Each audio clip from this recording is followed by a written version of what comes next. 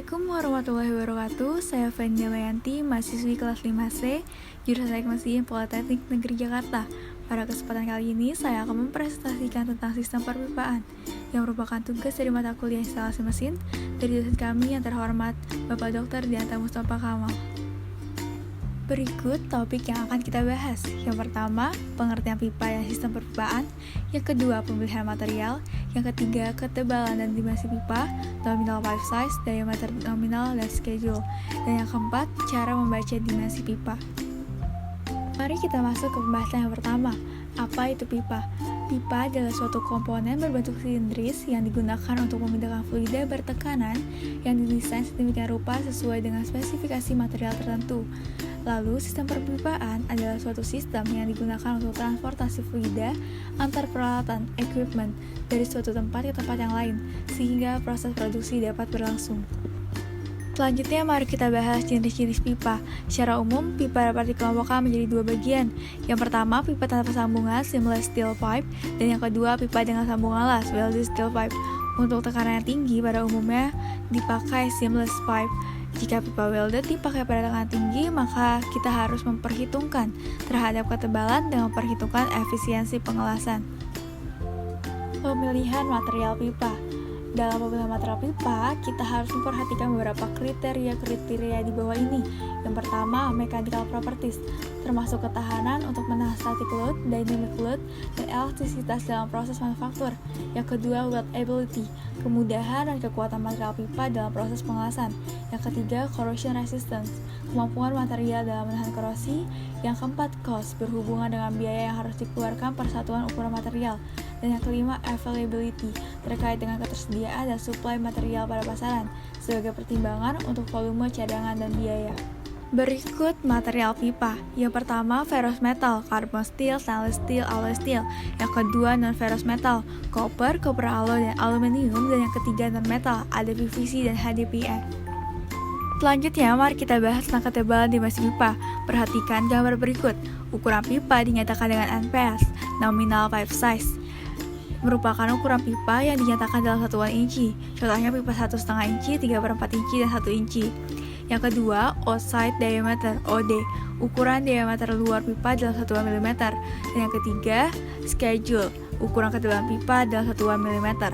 Pada awalnya, ketebalan pipa hanya ada 3 kelompok, yaitu standar, extra strong, dan double extra strong. Namun, saat ini sudah diganti dengan memberikan schedule number tertentu, yang dimulai dari 5 dan 5S, kemudian diikuti dengan 10 dan 10S, seterusnya dalam kelipatan 10 sampai schedule 40, dan selanjutnya mempunyai kelipatan 20, yaitu 60, 80, 100, 120, 40, dan 100. Lalu, bagaimana cara membaca dimensi pipa? Untuk lebih jelas, mari kita lihat contoh berikut ini. Misal, ada spesifikasi seperti ini, NPS 2, ori 14, dan schedule 40, 2,7.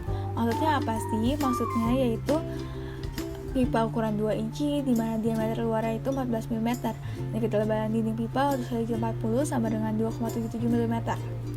Bagaimana? Apakah masih kurang jelas? Mari kita lanjut.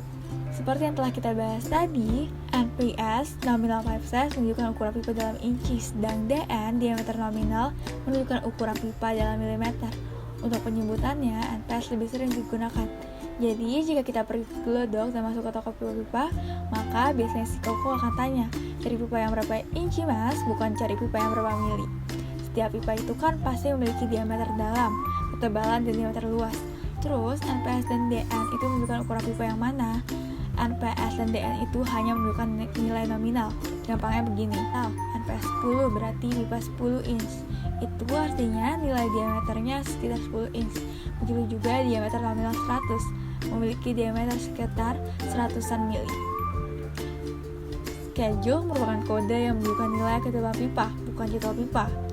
Untuk ID, inner diameter menunjukkan nilai ekstrak diameter, dan sebaliknya OD menunjukkan nilai ekstrak diameter bagian luar.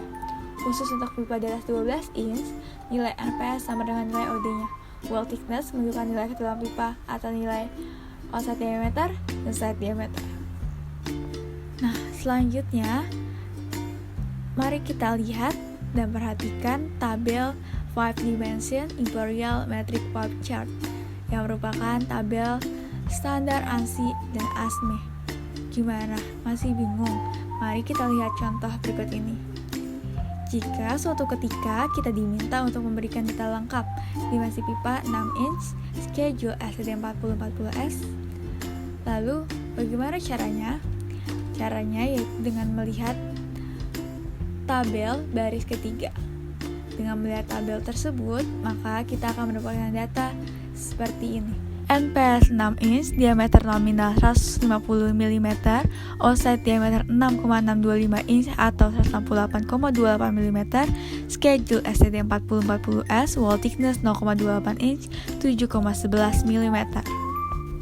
Nah, selesai sudah materi kita pada hari ini. Semoga materi kali ini bermanfaat. Terima kasih. Mohon maaf apabila kekurangan kesalahan. Wabillahi taufiq wal hidayah. Wassalamualaikum warahmatullahi wabarakatuh.